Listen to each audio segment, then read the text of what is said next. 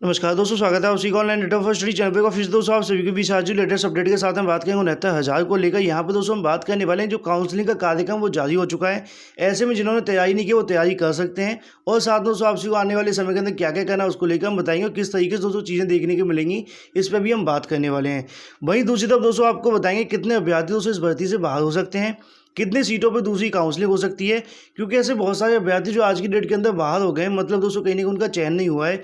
लेकिन जब से 69,000 निकली है तब से वो दिन प्रतिदिन उनकी बराबर परेशान थे जो आज चयनित हुए हैं। तो कहीं ना कहीं उनके मन में ये मलाल है कि हमारे आने वाले समय के अंदर कि क्या दूसरी काउंसलिंग के अंदर नंबर आएगा कि नहीं आएगा।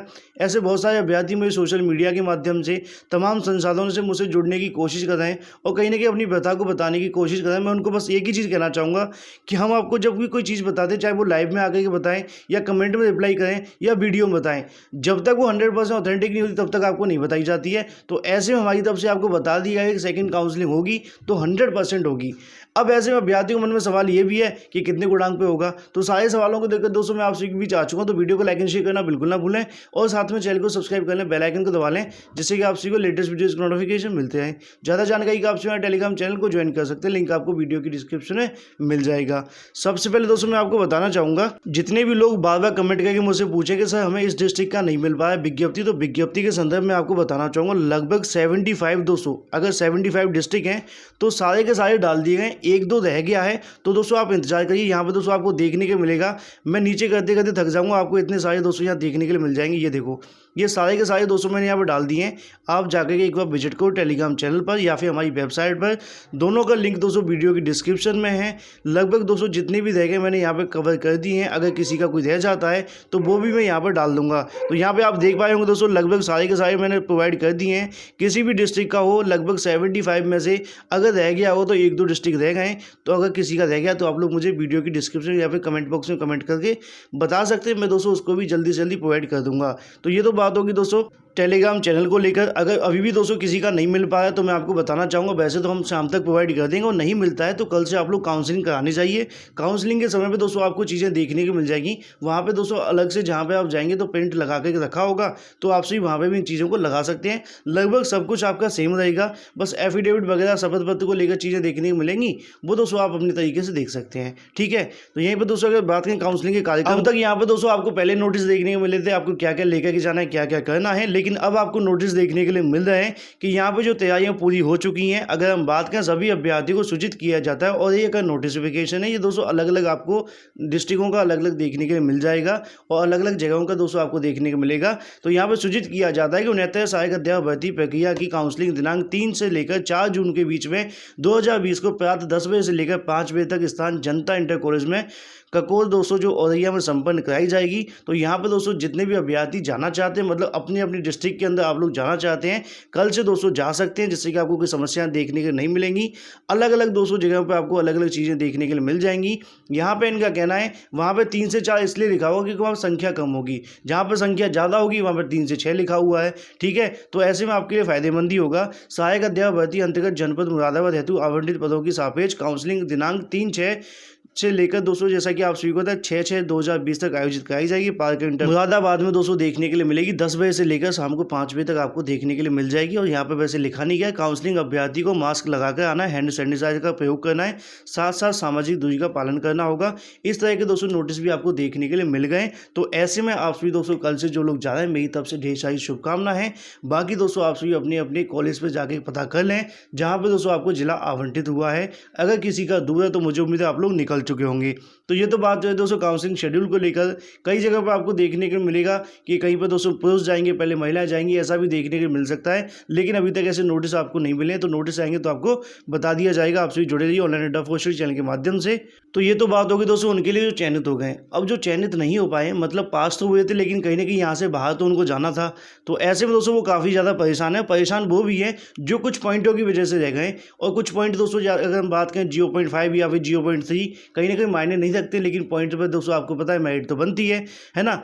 अब ऐसे में जैसा कि वो इतना ज़्यादा परेशान हो रहे हैं, लेकिन मेरी तरफ से माना जाए तो उनको बिल्कुल परेशान होने की आवश्यकता नहीं है। क्यों नहीं है? क्योंकि ये बातें मैं पहले से आप सभी को बताता आ रहा था कि यहाँ पे दोस्तों आने वाले समय के अंदर कुछ लोग बाहर तो होंगे, लेकिन इसका बिल्कुल मतलब ये नहीं होगा कि आपकी अगर दोस्तों फर्स्ट काउंसलिंग के अंदर नंबर नहीं आता है, फर्स्ट काउंसलिंग के अंदर आपको चयन नहीं होता है, तो आप दोस्तों इस भर्ती से बाहर हो जाएंगे। बिल्कुल भी नहीं होने वाले हैं, क्योंकि अभी दोस्तों सेकंड काउंसलिंग आपको देखने के लिए मिलेगी। अब जब बात आती है सेकंड काउंसलिंग को लेकर, तो अभ्यर्थी के मन में सबसे बड़ा सवाल देखने को मिलता है कि सर सेकंड काउंसलिंग में सीटों की संख्या कितनी होगी, पहले हमें ये पता होना चाहिए। दूसरा सवाल ये देखने को मिलता है, सब लोग अपने अपने गुणांक को लेकर पूछे सर क्या संभावना है। अब अगर हम बात करें गुणांक को लेकर, तो आप सभी ने देखा मैंने 2 सर्वे किए, रिजल्ट आने के बाद एक मेरिट आने के बाद। दोनों सर्वे 100% 100% ठीक रहे।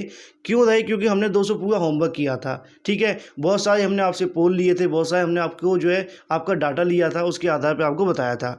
तो सबसे पहले मैं आपको बस इतना कहना चाहूँगा कि जो लोग दोस्तों परेशान है कुछ पॉइंटों की वजह से, है ना, या फिर 1-2 पॉइंट से नीचे रह गए, उनको बिल्कुल भी परेशान होने की आवश्यकता नहीं है। सब कुछ डिपेंड करेगा सीटों के ऊपर कि कितनी सीटें, और जितनी सीट होंगी उतना गुणांक दोस्तों यहाँ पे आपका सेफ हो जाएगा, ठीक है। अब सवाल उठता है कि सीटों की संख्या कितनी जा सकती है। तो सीटों की संख्या जैसा कि मैं आप सभी को बता चुका हूँ, कुछ दोस्तों बीएड वाले होंगे, है ना, कुछ बीटीसी वाले होंगे जो अपीयरिंग में थे, ठीक है, जिनकी दोस्तों कंप्लीट नहीं थी, लेकिन उन्होंने फॉर्म डाला। फॉर्म डालने के बाद में दोस्तों उन्होंने आवेदन भी कर दिया, क्योंकि यहाँ फ्री में आवेदन हो रहे थे। अब यहाँ पे एक सवाल ये उठता है कि जब 69,000 के आवेदन लिए गए थे, तो 69,000 के आवेदन लेते समय आप सभी को इतना तो पता ही होगा कि जब दोस्तों आवेदन लिए तो सबने आवेदन कर दिए, लेकिन जिसने लिस्ट बनाई है उसके पास ये नहीं पता कि कितने देश के अंदर वैलिड वाले हैं, कितने अनवैलिड हैं, ठीक है। तो उन्होंने तो लिस्ट बना के 69,000 की भेज दी है। अब ऐसे में बहुत सारे अभ्यर्थी आपको देखने मिलेंगे जिनके दस्तावेज पूरे नहीं है, लेकिन आपको तो पता है जब ऐसे में नंबर आ जाता तो वो लोग आगे जरूर जाएंगे, चाहे उनके खिलाफ आगे जाकर कोई भी दिक्कत देखने को मिले, लेकिन मैं उनको कहूँगा कि ना जाएं, ठीक है। तो ऐसे में बहुत सारे अभ्यर्थी ये भी देखने के लिए मिलेंगे। अब वो काउंसलिंग के समय पर जाएंगे तो सही, लेकिन वहाँ से उनको 100% बाहर कर दिया जाएगा, ठीक है, जिनके दस्तावेज पूरे नहीं है, चाहे बैक वाले अपीयरिंग वाले हैं। ये बात हो जाती है। कुछ लोगों को लेकर दोस्तों कोई गलत तरीके से चीज़ें अगर डाल देते हैं फर्जी तरीके से, वो भी दोस्तों यहाँ से काउंसलिंग कराने नहीं जाएंगे। तो लगभग ऐसों की संख्या 100 भी हो सकती है, 50 भी हो सकती है और 500 भी हो सकती है। और अगर एक भी होगी तो एक का नंबर आपको मिल जाएगा, जिसका नाम आज की डेट के अंदर नहीं मिला है, ठीक है। दूसरी तरफ अगर हम बात करें, जैसा कि आप सभी को बताएं, गुणांक को लेकर अभ्यर्थी जो लोग परेशान हैं, लेकिन गुणांक से पहले मैं आपको बताना चाहूँगा कि जिस तरीके से दोस्तों गुणांक देखने के मिला, जनरल का 67.1, ओबीसी का अगर हम बात करें अगर 66.7 के आसपास देखने को मिला है, एससी वालों का 61.5 मिला है, ठीक है। जो लोग एससी वाले हैं पहले वो लोग सुन लें, अगर इसके अंदर 1100 सीटों को ऐड कर दिया जाता है, तो 1100 सीटें जिस तरीके से ऐड होंगी तो मेरिट दोस्तों और ज़्यादा डाउन हो जाएगी। लगभग 59 वाले का भी यहाँ पे होने की संभावना बन जाएगी एससी के अंदर। तो अभी दोस्तों ऐसा मत सोचो कि पहली लिस्ट आ गई हम इस भर्ती से बाहर हो गए। मैंने पहले भी कहा था कि पहली लिस्ट तो आएगी, लेकिन आप लोग भर्ती से बाहर नहीं जाएंगे, ठीक है। दूसरा सवाल ये आता है 68,500 के बारे में। जैसा कि दोस्तों मैंने आप सभी को पहले दिन से बता रहा हूँ कि 68,500 वाले इससे बाहर चले जाएंगे तो मेरिट कम रहेगी, लेकिन 68,500 वाले कितने बाहर गए ये नहीं पता, लेकिन काफ़ी अंदर भी हैं। जैसा कि आप सभी को मैंने बताया दोस्तों सरकार की तरफ से 20/12/2028 से पहले की एनओसी मांगी जा रही है। अब ऐसे में जितने भी चयनित हैं, खासकर 68,500 वाले, क्योंकि संख्या ज़्यादा है, और दूसरे जितने भी हैं वो दोस्तों इस भर्ती से बाहर होना लगभग तय है। कल की डेट के अंदर एक नोटिस जारी हुआ था, शाम को आपने दोस्तों वीडियो देखा होगा, जिसके अंदर मैंने बताया था कि उसमें पुष्टि होगी थी सरकार की तरफ से उन सभी नोटिफिकेशन को रद्द कर दिया गया है, जो कि दोस्तों आने वाले समय के लिए उन्होंने एनओसी लेकर के रखी थी अब से 15 से 20 दिन पहले। तो लगभग दोस्तों उस एनओसी को भी यहाँ पर रद्द कर दिया गया है। तो यहाँ से आप अंदाज़ा लगा सकते हैं कि सरकार की जो तैयारी है वो यही है कि आने वाले समय में कोई भी 68,500 या फिर पूर्व में चयनित है जिसके पास एनओसी 20/12/2028 से पहले की होगी तो वो इस भर्ती के अंदर आ जाएगा। अब कुछ लोगों के मन में ये भी सवाल रहते हैं, क्या सर पता उन्होंने लेकर के रख ली होगी। वैसे तो देखो मिलती नहीं है, जितने भी अभ्यर्थी होते हैं उनको पहले बताना पड़ता है, वो सिलेक्ट हुए, सिलेक्ट होने के बाद में दिखाना पड़ता है और उसके बाद एनओसी मिलती है। अब सोच लो उनके पास एनओसी होगी, जब तक उनको होम डिस्ट्रिक्ट नहीं मिलेगा तब तक आने की संभावना नहीं है। मैं आपको एक चीज़ बताना चाहूँगा, कुछ ऐसे अभ्यर्थी भी हैं जिनका 66 पे या 67 पे अगर हम बात करें होम डिस्ट्रिक्ट मिल गया है, लेकिन कुछ ऐसे अभ्यर्थी भी हैं जिनका 72-73 पे जा करके उनको होम डिस्ट्रिक्ट नहीं मिला है। और 68,500 वाले सारे के सारे दोस्तों हाईएस्ट गुणांक वाले हैं। तो कहीं ना कहीं संभावना काफ़ी ज़्यादा है, क्योंकि आप सभी को पता है ओवरलैपिंग होने की वजह से दोस्तों जो है वो हाई मेरिट में चूज तो हो गए, लेकिन उनको होम डिस्ट्रिक्ट मिला है कि नहीं मिला, ये दोस्तों सबसे बड़ा सवाल है। यही 68,500 के अंदर भी हुआ था, जिसको लेकर लोग कोर्ट में गए थे। तो ऐसे में जो कम गुणांक वाले हैं बिल्कुल भी परेशान मत होइए। यहाँ पे ऐसा अंदाजा है, अगर एससी वालों के लिए 1100 सीटें ऐड कर दी जाएं तो बड़ा बेनिफिट देखने के लिए मिल जाएगा। यहाँ पे 59 वाले का भी चयन हो जाएगा। अब आते हैं ओबीसी वाले को लेकर। जैसा कि दोस्तों आप सभी ने देखा, मैंने आपको बताया था कि ओबीसी में संख्या काफ़ी ज़्यादा पास हुए हैं, ऐसा कोई शक नहीं है। और जिनको ऐसा लगता है कि ओवरलैपिंग नहीं हुई है, मैंने बाद में दोस्तों रात को 2 बजे के बाद लिस्ट देखी, तो लिस्ट के अंदर बहुत सारे अभ्यर्थी, अगर आप सरनेम से देखेंगे तो आपको पता चलेगा जनरल वालों की संख्या काफ़ी ज़्यादा कम देखने को मिली है, मतलब ओबीसी चयनित भी हुए हैं। ऐसी बात नहीं कि ओवरलैपिंग नहीं हुई है, ठीक है। बाकी दोस्तों डाटा निकलेगा तो आपको पता चल जाएगा। लेकिन अब ऐसे में जो ओबीसी अभ्यर्थी परेशान है जिनका एक गुणांक, ठीक है, जैसे कि अगर यहाँ पे जो लिया गया है वो 66.7 लिया गया है, अगर एक गुणांक से वो रह गए, 1.5 गुणांक से पीछे रह गए, तो ऐसे में वो काफ़ी ज़्यादा परेशान है कि हमारा नंबर आएगा कि नहीं आएगा। जब आपको सीटें देखने को मिलेंगी, अगर 2000, 3000, 4000, 5000 सीटें भी रह जाती हैं, तो कम से कम जो मेरिट है वो 1 से 1.5 गुणांक तक नीचे और गिर जाएगी। तो ऐसे में उन अभ्यर्थियों के लिए और भी संभावना बन जाएगी चयनित होने की, ठीक है। अब आते हैं जनरल के ऊपर। जनरल के लिए भी लगभग अगर हम बात करें जनरल के लेकर, यहाँ पे एक गुणांक भी अगर मेरिट गिरती है तो ओबीसी वाले की 1.5 गुणांक मेरिट गिरने की संभावना 100% है, जो कि दिखाई भी दे रहा है। क्योंकि आपको पता है जो हाईएस्ट गुणांक वाले होंगे 68,500 वाले, वो जनरल में ऐसे ही निकलेंगे, मतलब अनएक्सटेड की सीटों की छोड़ के जाएंगे जो अनरिजर्व होगी। अब अनरिजर्व की जब सीट खाली जाती है तो वहाँ पर चयनित होने की जो संभावना वो जनरल वाले की बन जाती है, ओबीसी वाले की बन जाती है। ओबीसी वाला कैसे जाएगा, ओवरलैपिंग करके चला जाएगा। अगर जनरल के बराबर गुणांक निकलता है और नहीं निकलता है तो ओबीसी वाले में जो सीटें बचेंगी वो दोस्तों वहाँ पे देखने के लिए मिल जाएंगी। तो ऐसे में बिल्कुल भी ऐसा नहीं है कि भाई पहली बिल्कुल डिमोटिवेट होकर के बैठ जाए, परेशान होने लग जाए, घर वालों को भी परेशान करें, खुद को भी परेशान कर लें।